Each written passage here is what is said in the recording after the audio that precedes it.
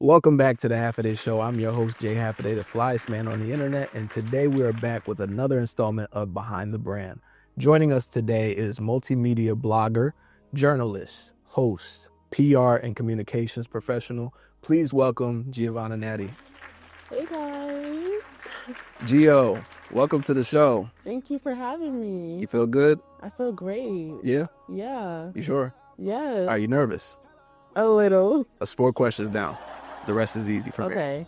I can do that. I'm excited to have you joining us today. I'm happy to be here. We got a lot of fun questions, a lot of deep questions, and you're going to teach us about your story, your journey, and we're going to go behind the brand. Is this camera on me? I hope so. HerGiftedGab. What does it mean? How'd you come up with the name?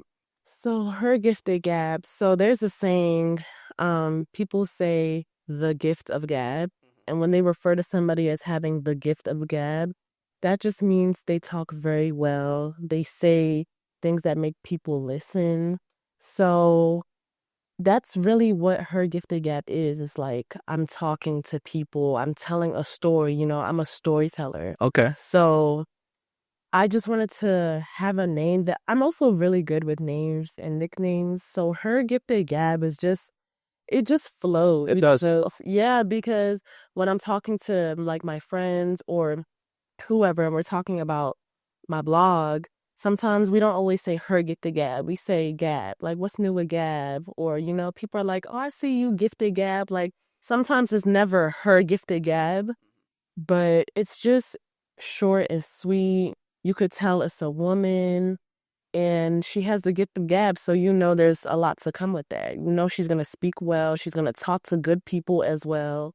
So, yeah. I love Where it. it came from. So what's new with Gab?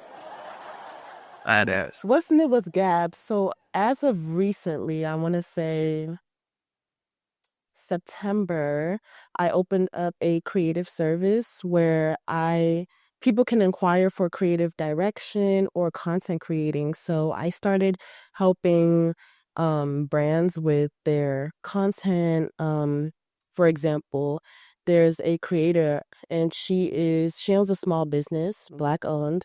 And sometimes I do her content when she does a giveaway post, announcement post, and I create those for her. That's awesome. Thank you. Can you tell us about the importance of, having a Black-owned business, a Black woman-owned business? What does that mean to you? So to me, that just means she's powerful. So whatever content I'm creating for her, it has to stick, and she's from the DMV as well. So we really empower each other. Like when we're talking, it's more than just, oh, can you do this service for me? It's, her asking me for advice or me asking her for advice, and we're giving each other like words of affirmation and encouragement to help one another, because me creating content for her and also her tagging me, and I'm the person who is doing her, the work for her. Like, we're putting each other on, so it has to be strong. Okay. So it's like pouring into each other. Exactly. And Black women are known for doing that. That's what we do. Absolutely. So when it comes to the gift of gab, how long do you think you've known you've had it? Since middle school. Was you one of them kids that got in trouble for talking a lot? Yes.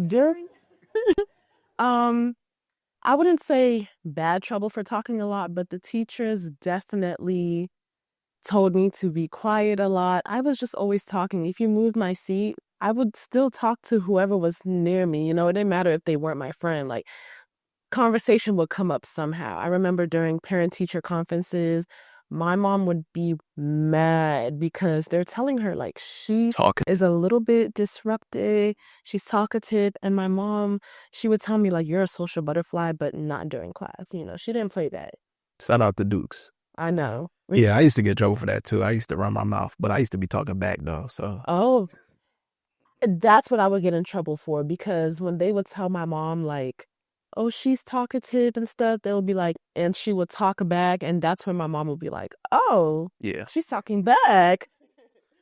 But yeah, I would say since middle school, only because it wasn't more so about me talking during class. It was about, I realized a lot of my friends would come to me for advice. And I would say during that middle school era, I was just, chilling, yeah.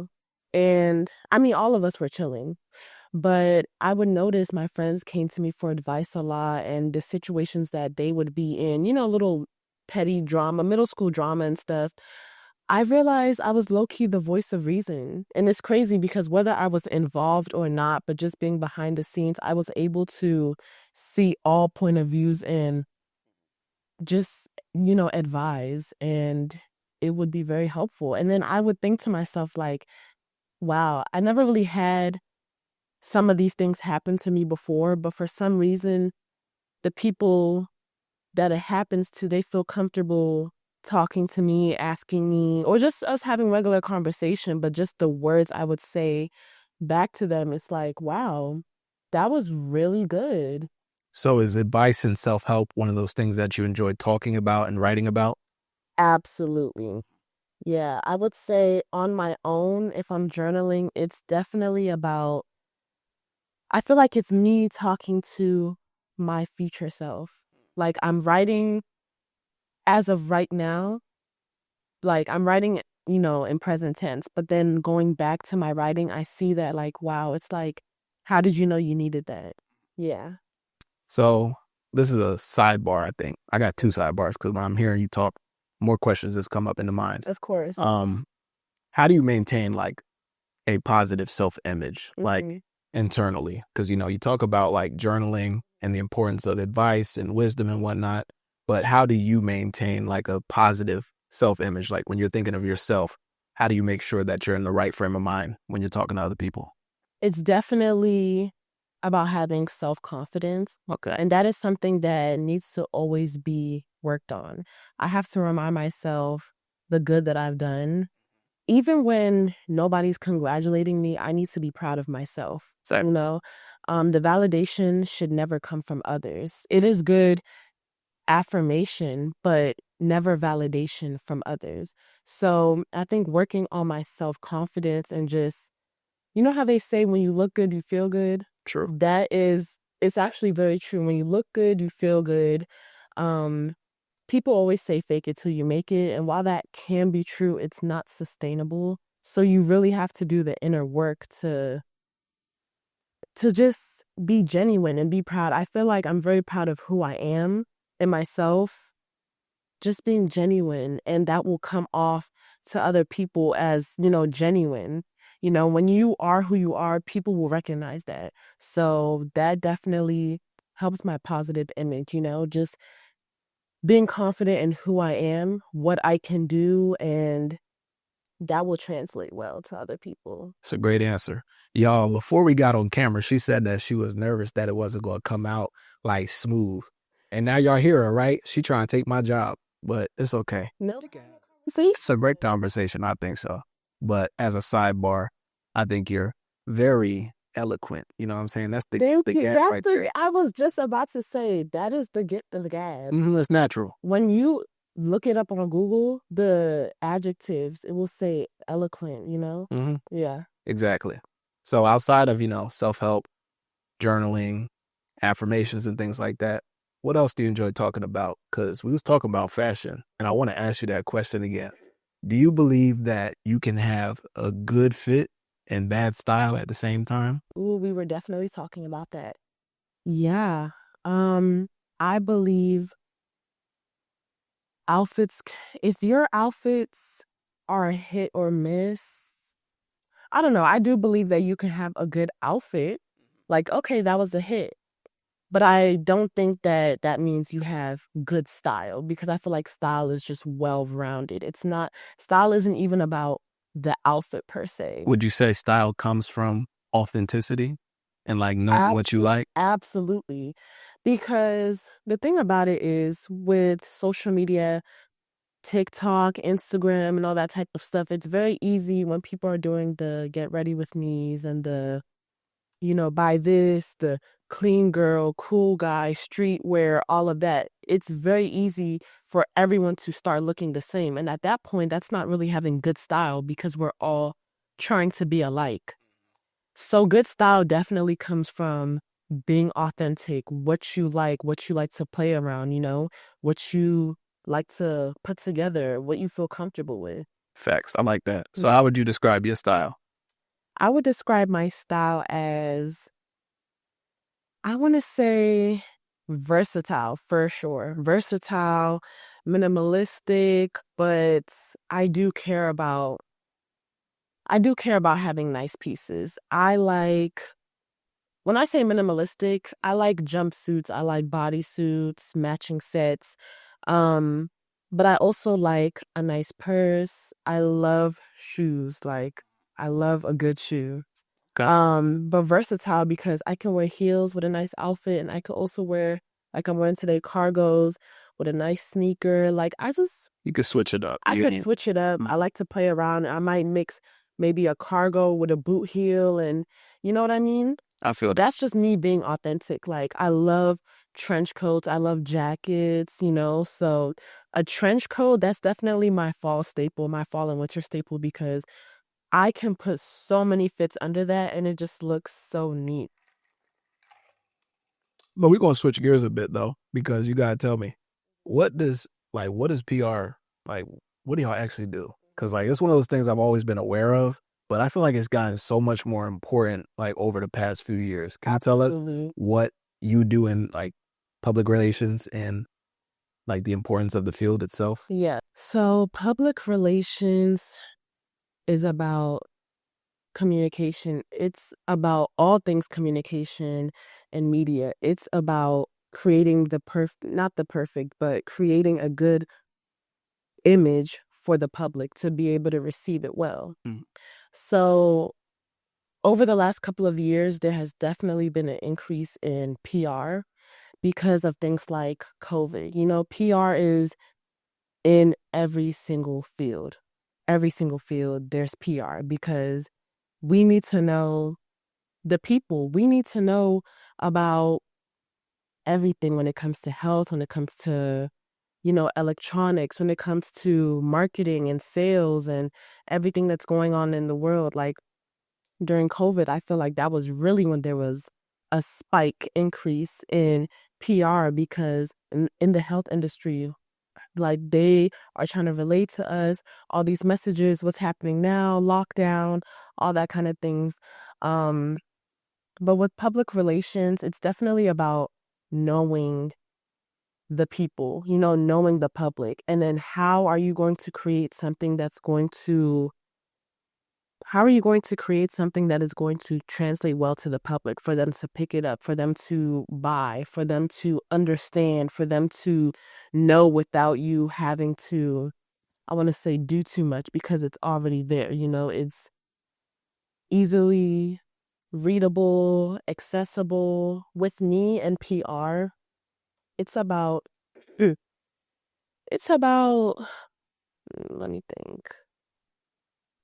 Like with me and PR, it's definitely about all things. Like I'm ready to learn all things media. Like people in public relations do things that is not even PR related, but you have to just pick it up and you have to know, because if you have a project and you have to know certain information or you have to go figure it out, maybe you actually have to be in that real world situation or setting, at that point you're just doing more than PR, but you have to get the information, you have to do the research, you have to do the analysis, you have to do maybe the polls. Sometimes polls are very big, but you have to do that type of work in order to bring it back to your group or your room, your project, and create something out of that. It's really about like understanding who you're representing as well. When you understand that, it's like, okay, how are you going to create things that the public will understand, your target audience? Well, in that light then, what would you say is more important, the development or the delivery when it comes to like a product, whether that's a blog, a report, an interview? What's more important, like the development, like the behind the scenes, what goes into it, or what comes out of it? Definitely the development, because when you are well prepared, you have your questions, you have your research. Developing means you have to research, you have to know. And I feel like whatever gets delivered is just an outcome of how well prepared you are. That's When facts. people say stay ready so you don't have to get ready, it's like that. And a lot of the times we can over prepare and be very scripted. And sometimes when things go with the flow, we might even think like, oh, this just happened or this isn't happening anymore. And we get nervous and thinking that the delivery won't be what we thought it was. But when things happen the way it's supposed to, whether it happens or it doesn't, the outcome will still be what it needs to be. It'll still be good. So it's definitely the development. Like a lot of research, being prepared, having your notes. I'm such a note taker. I like to write things down.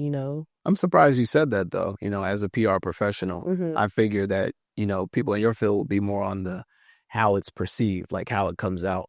Because, like, you do all this development and all this work, but if it's not received well, that means your development wasn't the best. In PR, it absolutely is very important what the delivery is, But I will say, even if you're well prepared and you think you're going to get a certain outcome, you not getting that certain outcome can help you get that outcome, if that makes sense. For example, I remember is it Poppy or Olipop? The soda, Olipop. Olipop. Yeah. I can't remember which of the two it was, but I know that they've been out for a couple of years and their branding, like the can, how it looks, their branding was not selling. Right. But they switched it up and now everybody drinks it. But when you're speaking of development, though, how does your culture, your Cameroonian, how does that impact and influence your writing style and how does culture influence your writing style? It's funny because in Cameroon or in Africa in general, I remember learning about this in class, but in Africa, there aren't many journalists. Really? You can get in big trouble for that. And I really do want to say in Cameroon, there's not many journalists. You can definitely get killed. You can get hurt. You can get kidnapped for, they think that you're against them. Like, why are you writing about the government and you're sending it to whoever, the news stations? You can get in trouble for that. And there has been many journalists who have been killed over that. So also with Africans, Cameroonians, that's journalism, like communications isn't the first thing they look at when it comes to career. It's the other stuff. It's the doctors, it's the lawyers, the dentists. Every African I've interviewed has said the same thing. Yeah. Doctor, engineer, lawyer. Yeah. So I would say what influences my writing style is literally just me and my passion. I will say I'm very grateful for having a supportive Cameroonian family where when I switched from being a pre-nursing major to undecided and then to mass communications where I focused on public relations, they were supportive. It was just whatever makes sense to me. And I thrived once I switched, and they were there to support. And I feel like even my parents, like they understand what I do, but they may not understand it to the fullest. And in my family, I'm just that person. Like I'm going to be the person that makes an example and shows y'all the light of what it means to be in media and be in PR. All right, Gio. All right. And salute to your family for being supportive. That is very important. My family don't know what I do either, but they rocking with it anyway. And I'm sure that feels great for you. Yeah, absolutely. Because that is truly where I feel like confidence comes from. It comes from the people who love on you as well, That's so cool. Say it again. Yes, your confidence comes from the people who love on you.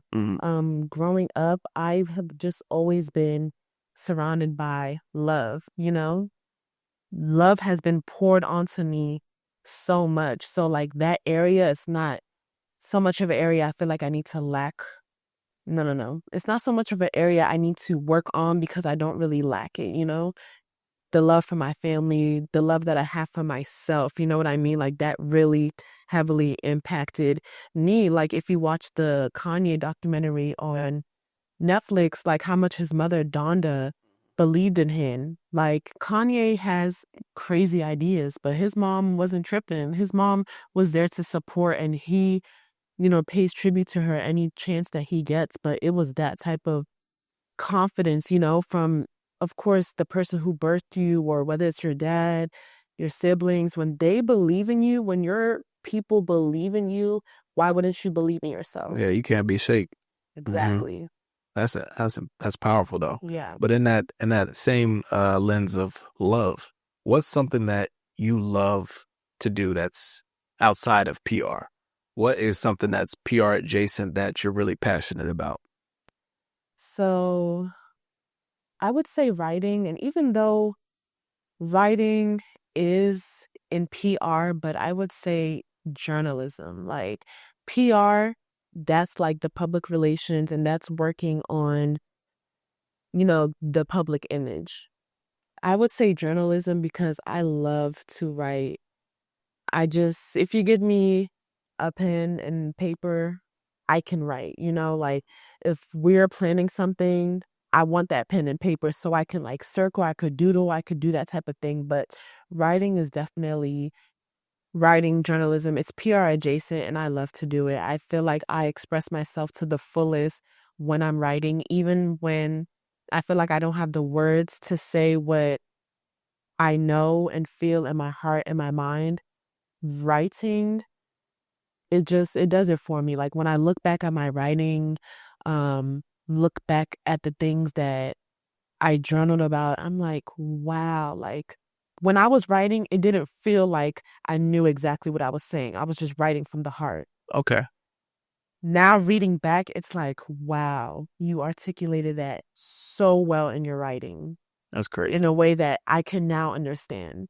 But if you were to ask me about it and I had to speak on it, it may not have translated well. That's another thing with PR. You have to be able to speak. Press releases, conferences, that type of stuff, on the news. You need to be able to speak very well. So that's something that should also be worked on with every person who is in media, just having that confidence. People like PR because you get to be behind the scenes. You don't really need to be out there, you don't really need to be on the news. You don't need to present yourself too much. Your name will be there where it needs to be, whatever is being presented, but not necessarily your face and your voice.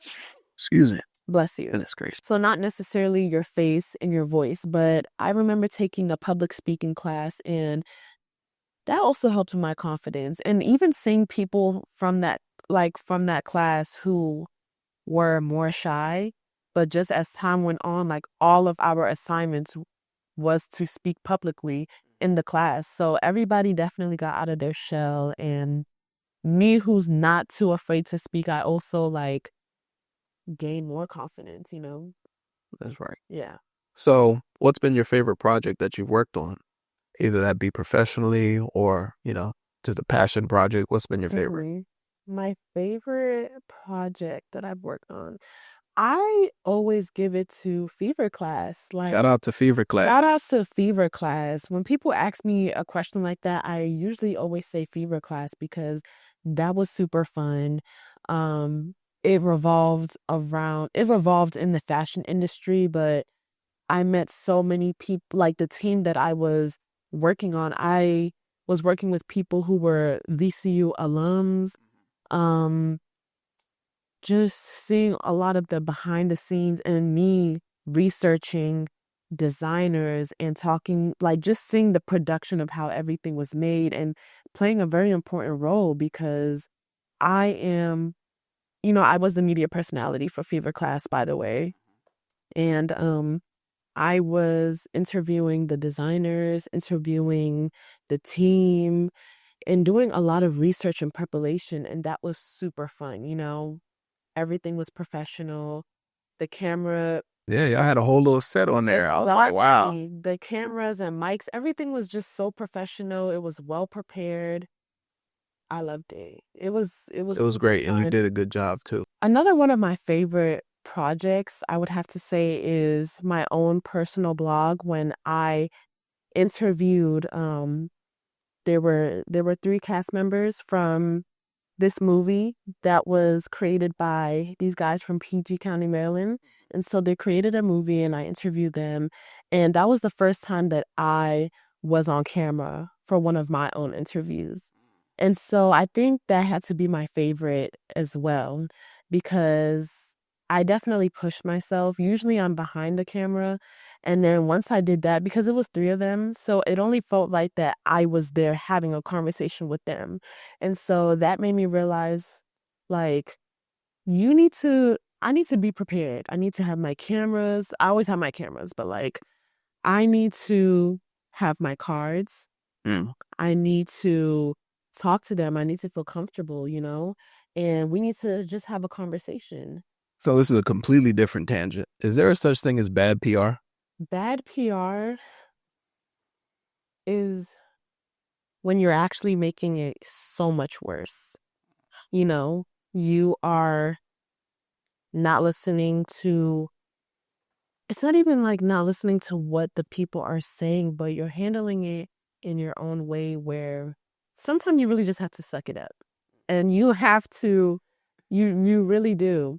And you have to like give the people you have to make people think that you're giving them what they want. But when you're not and you're on defense and you are like, people put out, like, let's say a celebrity, they're putting out a statement to clear up their name. Sometimes it translates really bad because it doesn't seem genuine. You can tell your PR created that, and then you kind of just go back to being how you were, doing whatever they were doing. It's just, that's bad PR. Okay. It's like, it's not authentic. It's not genuine. And PR really is about honesty. Honesty and authenticity. Yes, absolutely. So in the spirit of bad PR, I have a game that we're going to play. Yeah. It's called Fix It. I just made it up Okay. this week. Kerry Washington just got her Hollywood star. Mm-hmm. So we're going to embrace the spirit of Olivia Pope, and we are going to try and fix the PR image of a celebrity. You ready? Yes. So I'm going to give you your person. Your celebrity is Drake. Oh, What goodness. advice would you give Drake to fix his public image? Can he be redeemed? Can he get back to being the golden boy? How does he get there? That's a great question. I knew Drake was going to be the person. I'm not gonna lie. Drake can absolutely be redeemed, and anybody can be canceled or whatever or made fun of, but I'm not gonna lie, even if you hate Drake, like, you gotta put some respect on his name. Drake is Drake, and people aren't gonna cancel the guy who made Views and Take Care, you know what I mean? But yeah, his public image has definitely taken a turn.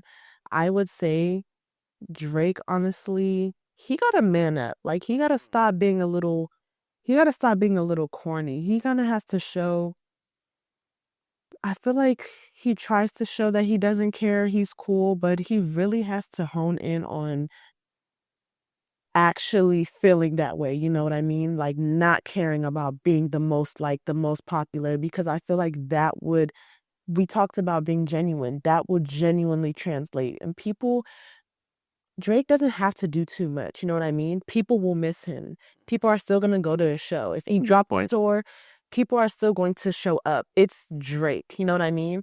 So people aren't going to deny that. And yeah, it'll be his same fans who are saying this and hating on him, but I feel like Drake just gotta, I don't even want to say keep it low key, but he just has to really do what he does best. And that, I feel like, will redeem him, you know what I mean? But also take a turn in a way, like, just be a little bit mature. I feel like a lot of people don't take Drake serious. And that is also, I feel like, what goes into his public image right now, how he's looked at right now. So he has to stop the little memes on his Instagram. I mean, it's funny. It's him. It's petty. It is petty, but I feel like Don't try and be that guy who like, throws rocks and hides her hand. You know what I mean? No more acting tough. Yeah. Be your certified lover boy. Be that. Like, don't be corny. Don't be saying things about like your past women and their relationships that they have going on. Like, you're too grown for that. Like, that's why I say he has to man up. Like, be the man who doesn't care. Okay. You know what I mean? So you lost, but so what? I'm Drake. Yes. That's the strategy. Yes. You put it together perfectly. That's very sound advice. Miss Olivia Pope, Giovanna. I love this game. Fix it. We'll play it again another time. Okay. But I think I only got one more question for you, and it's my favorite question. Okay. You ready? Yeah. Okay. What is your biggest dream, and how do you accomplish it? My biggest dream, I want to say, is to be a TV show host. Not necessarily like a talk show, but for a fun show. Something like Love Island. I feel like my biggest dream is to be almost like the Maya Jama of Love Island, like that type of host. But also, I'm not gonna lie, my biggest dream is to have a publication in a real magazine, as in I wrote the article, I interviewed the person, or the brand. Being a magazine like Cosmopolitan, Teen Vogue, Essence. Yeah, like I want my name to be in that magazine as like I wrote a page in there, 2 pages, 3 pages, Yeah, so how do I plan on achieving that? I would say definitely by working hard, being plugged into an agency. Like I got to start working for an agency who has the connections to those type of magazine and news brands, and just work under them for a while and prove that I'm a good writer, I'm a good journalist, continue with HerGiftedGab, and maybe I'll start being publicated on other magazines and I just will work my way up and that will happen. As far as being a TV show host, that time will come. It'll come. That opportunity will be introduced to me. I feel like if I continue doing events like, Fever Class and just continuing with the interviews I do for HerGiftedGab, and the more networking events I go to and meeting people, and I do feel like there's always an opportunity waiting for you and being prepared for you. And so I feel like I will come across that time where somebody is looking for that. This TV show is looking for that. And at that point, my resume gonna be super long, where it's like, of course, Geo, HerGiftedGab, like, of course, she's the perfect image for what we're looking for. And that's how that will happen. So that one is more so a timing thing because it's going to come at the right time. Absolutely. Yeah. Ladies and gentlemen, Giovanna. HerGiftedGab. I see all your dreams coming true. I wish them for you. Proud of you. Thank you. And I really appreciate you letting me interview you today. I'm proud of you. Thank you. It's been a great conversation. Yeah. What can the folks look forward to in the meantime, and where can they find you? They can find me at HerGiftedGab on Instagram. Also, HerGiftedGab.com, where you can read the interviews I've done on the DMV Media Creatives. And what you can expect is just more interviews, definitely more versatile, When I interview people or creators, I like to be very versatile, We could be talking about fashion here, and then I'm talking to a photographer here, and then I'm talking to a brand owner here, you know what I mean? So just definitely more versatility on the people who I'm talking to. We're waiting on it. We're going to see it soon. As always, this has been an episode of The Half a Day Show, education, entertainment, and everything in between. See y'all next week. Peace.